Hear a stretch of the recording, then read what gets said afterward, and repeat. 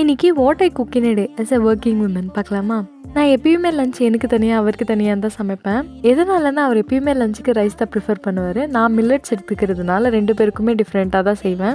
அவர் சீக்கிரமாக ஆஃபீஸ் போகணும் அப்படின்றதுனால காலைல எழுந்திரிச்சோடனே முதல்ல அவருக்கு தேவையான ஃபுட்லாம் ப்ரிப்பேர் பண்ணி வச்சுருவேன். ப்ரீவியஸ் டே நைட்டே என்ன சமைக்கணும்னு சொல்லி யோசிச்சு வச்சுருவேன். நான் எப்பயுமே 3 மீல்ஸ்லாம் ஃப்ரெஷ்ஷாலாம் குக் பண்ண மாட்டேன். காலைல பிரேக்ஃபாஸ்ட் பண்ணிவிட்டு லஞ்ச் பண்ணுவேன்ல, எனக்கு பண்ணுற லஞ்சே அவருக்கு டின்னராக கொடுத்துருவேன். 2 பேரும் வேலையிலேருந்து வர்றதுக்குள்ளே ஈவினிங் ரொம்ப லேட் ஆகிறதுனால எப்பயுமே டின்னர் வந்து பெருசாலாம் சமைக்க மாட்டோம். மத்தியானம் செஞ்சதே வந்துட்டு ப்ரீஹீட் பண்ணி கொடுத்துருவேன். ஏன் சில டைம்ஸ் மார்னிங் கூட பிரேக்ஃபாஸ்ட் வந்து நைட்டு மீந்ததே எடுத்து வச்சுருவேன்.